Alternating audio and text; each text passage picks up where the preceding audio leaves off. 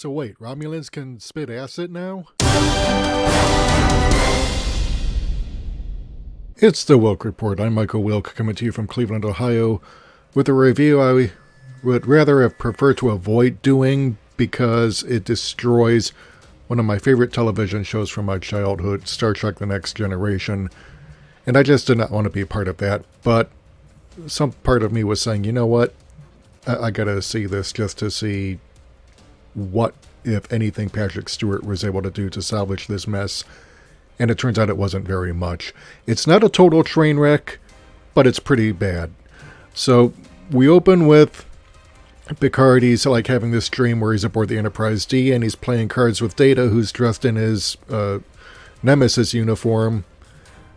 So, he's talking about how he doesn't want the game to end, and, then he wakes up, he's back at Chateau Picard, and he's getting ready for an interview. Visually, this thing is a complete mess. Oh my god, dude. The STD aesthetic is fully loaded here. Overindulgence in lens flares. The central Mary Sue of the episode, Dash, played by this forgettable actress who she's not bad, but she's not great either. Patrick Stewart is really the only actor here alongside Brent Spiner who's even remotely able to carry the episode. Data is dead. He appears in flashbacks. This mysterious woman shows up.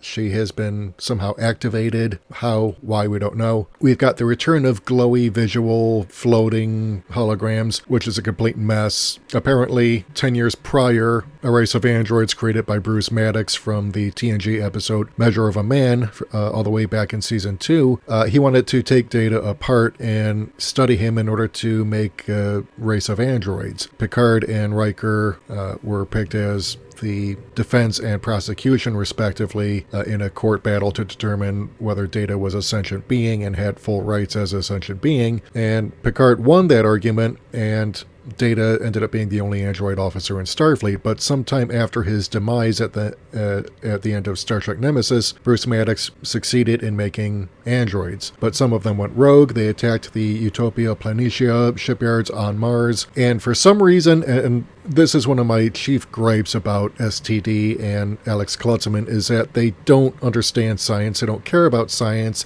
As long as it sounds cool, they'll throw it in there without even any regard to whether or not it actually makes sense. So apparently 10 years later, the atmosphere on Mars is still burning. It shouldn't be, because what atmosphere there was. I mean, presumably Mars would have been terraformed, but really, after 10 years, the atmosphere is still burning? No. It would have burned off pretty much right away. As soon as the oxygen was spent, the fires would have gone out. So it's not still burning.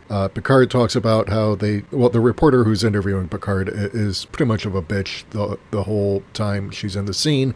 Forget who the actress is. She's pretty forgettable, but she's talking about, how this pretty much stymied the effort to rescue Romulans from the Hobus supernova, because Utopia Planitia was where Geordi LaForge was heading up the initiative to build all these starships to ferry as many Romulans off-world as possible before the supernova blast wave hit, even though, again, it shouldn't be able to, because supernova blast waves don't extend past their own star system. Let it not be said that anything is consistent or even logical here. So we go ahead and get to Picard arguing that it wasn't Starfleet anymore because it abandoned the Romulans, and that's why he resigned in disgust. So he's having dream sequences. This woman who her name is Dash, I forget who she's played by, very forgettable actress. She comes to him and she has no idea why people in black armor and helmets are after her. They murdered her boyfriend before she somehow activated and killed them. Picard has another dream sequence with Data. I'm going to point out what they got right here, okay? Because the de-aging on here is improved from what we saw in the previews last year. Because if I remember, I did a preview segment on this last year when these were dropped, and the de-aging effects on Data made him look bloated and really awful. They seem to have fixed that, but it still doesn't look quite right. Brent Spiner obviously has put on weight since he last played the part of Data. I mean, he is 70 years old, but the de-aging effects here kind of take off only about 20 years or so. So not really all that great, but not as bad as we saw during the preview. previews. Data was working on some kind of painting in the dream sequence, and it turns out that it's one of a pair of paintings that he did for Picard like 30 years prior during the events of TNG. Picard realizes that the woman who came to him is identical in appearance to the woman in the painting. He figures out that she is Data's daughter somehow because the painting was called Daughter. And then, of course, after some things happen, the woman meets up with Picard again at Starfleet Academy, and they are attacked again, and it turns out the attackers are Romulans, and they spit acid.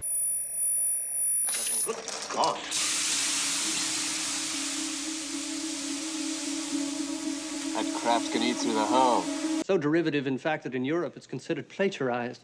Yeah, at least one of them does. He spits acid at Dash and the weapon she's holding, causing her to explode. Picard goes to the Daystrom Institute, where she's met by this blonde technician, who basically tries to explain to him, look, it's not physically possible to make a flesh and blood android, because then these would be replicants.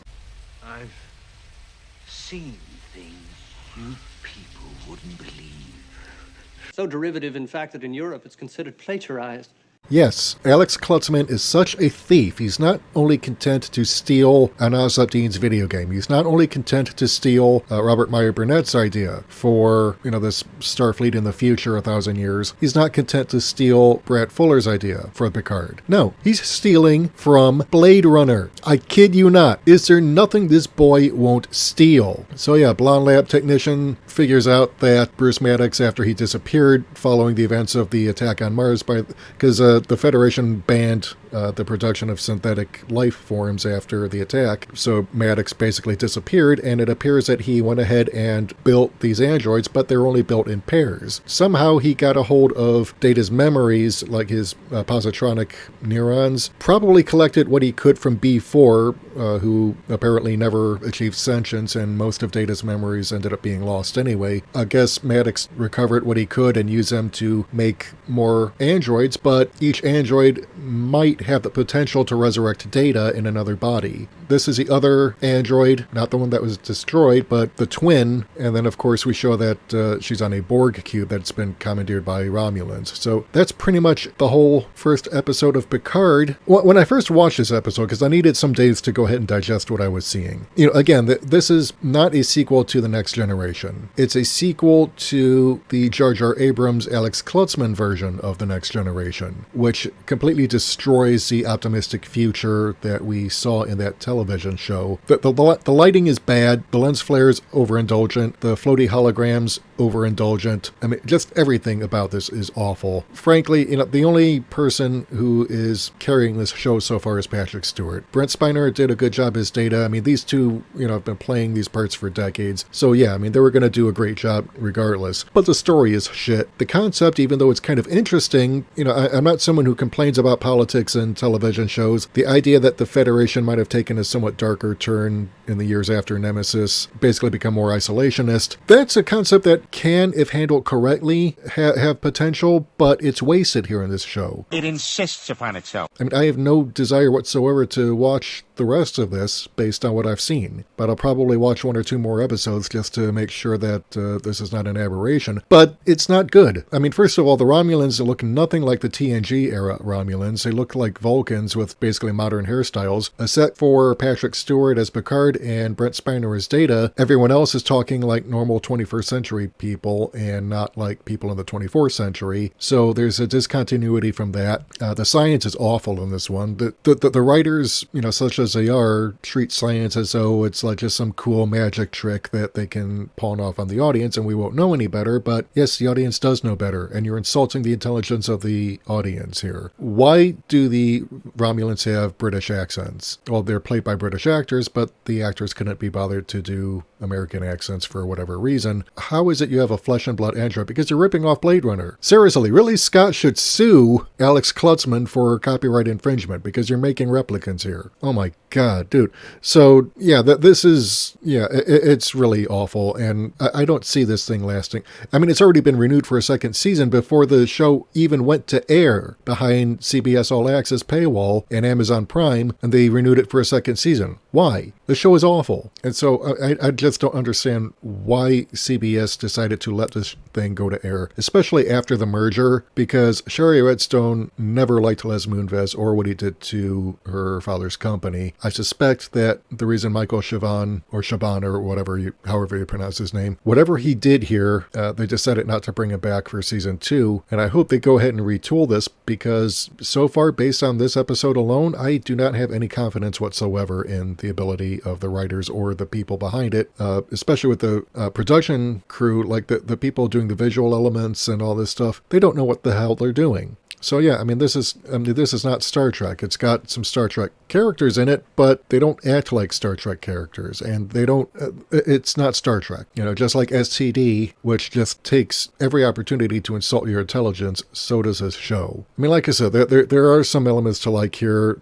Patrick Stewart and Brent Spiner are pretty much it. That's the only reason to watch this show is for them, and honestly, it's not enough. We need actual Star Trek, and we're not getting it. So this is what we're reduced to. What do you think? Let me know in the comments. I want to hear from you. I've seen things you people wouldn't believe. Attack ships on fire off the shoulder of Orion. I watched sea beams glitter in the dark near the 10-house gate.